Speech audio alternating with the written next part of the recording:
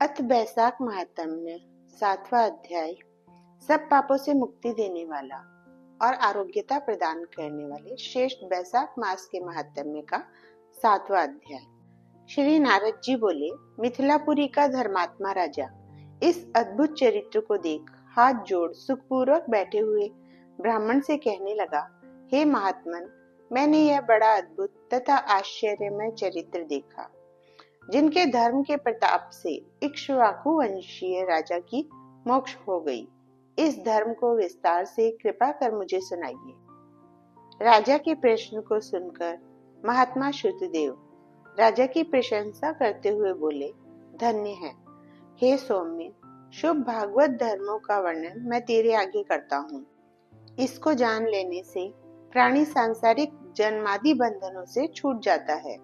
बैसाख में जो धर्म है, जैसे जल का घड़ा देना, प्याऊ लगाना, मार्ग में छाया करना, बावड़ी, कुआं, तालाब, धर्मशाला बनवाना, सूर्योदय से पहले प्रतिदिन स्नान करना, मधुसूदन भगवान का सुगंधित कोमल पुष्पों से पूजन करना, कथा सुनना, मार्ग से थके हुओं को हवा करना, श्रम को दूर करने वाला, थकान दूर करने वाला गौरस, गुड़ का शरबत पिलाना, जूता, खड़ाऊ, छतरी, पंखा, तिल, शहद, ईख, कपूर, कस्तूरी, चंदन आदि सुगंधित वस्तु, शैया, खाट, फल, दही, नैवेद्य इत्यादि दान करना, गौओं को घास डालना, अन्न दान इत्यादि करना, शरीर पर तेल आदि मर्दन न करना, पत्ते पर भोजन करना, यह सब धर्म बैसाख मास में उत्तम है। स्त्रियों को माधव भगवान का पूजन फूलों से करना चाहिए।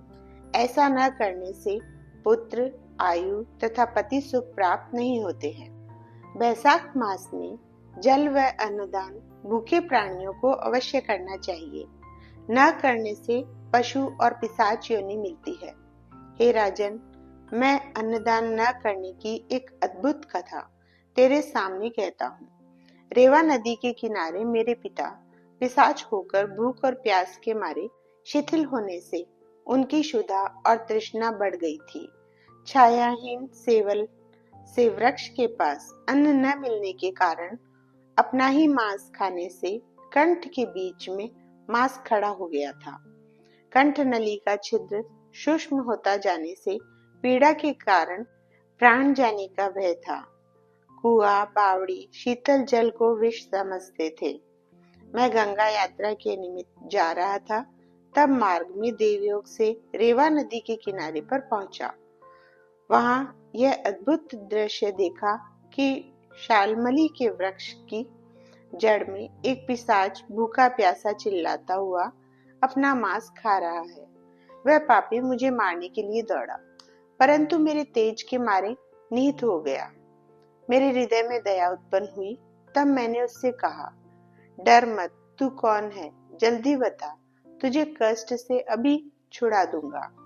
मेरे ऐसा कहने पर अपना पुत्र मुझे न जान कहने लगा कि पहले मैं आनर्त देश में भूव्राख्य नगर में जन्मा था।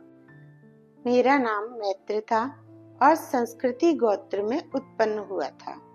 तप, दान, विद्या और यज्ञादि में मेरी बड़ी निष्ठा थी। मैंने संपूर्ण विद्या पढ़ी और पढ़ाई, संपूर्ण तीर्थों में दान किए। हे अंग, मैंने भिक्षा के लोभ से बैसाख मास में अन्न का दान नहीं किया। इससे विचार होता है कि इसी कारण मुझे पिशाच की योनि मिली है।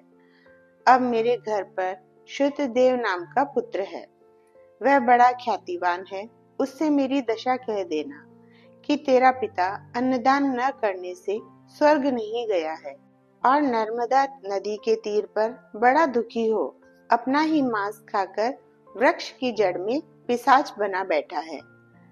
अतः पिता को पिशाच योनि से छुड़ाने के लिए बैसाख मास में प्रातः काल स्नान कर विष्णु पूजा और भक्ति पूर्वक जल से मेरा तर्पण करें। फिर किसी ब्राह्मण को अन्नदान करें, जिससे मैं विष्णु पद को प्राप्त हो जाऊं। यदि तुम मुझ पर दया करोगे तो तुम्हारा कल्याण होगा। अपने पिता की ऐसी बात सुनकर दुख के मारे उनके पांवों पर बहुत देर तक लकड़ी की भांति पड़ा रहा और अपनी निंदा कर नेत्रों में आंसू भर कहने लगा कि हे पिता, तुम्हारा पुत्र मैं ही हूँ। देवयोग से यहाँ आ गया हूँ। अब तुम्हारे बतलाए अनुसार यात्रा करके शीघ्र घर जा।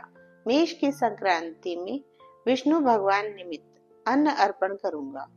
पिता की आज्ञा अनुसार मैंने तीर्थ यात्रा कर घर आ बैसाख के महीने में अन्नदान किया। तब मेरे पिता पिशाच योनि से मुक्त हो विमान पर चढ़ मुझे आशीष दे विष्णु लोक को गए, जहां से फिर लौटकर नहीं आए। इसलिए अन्नदान सब शास्त्रों में बड़ा धर्म का है। हे राजन, यह सब धर्मों का सारभूत है जो मैंने कह दिया।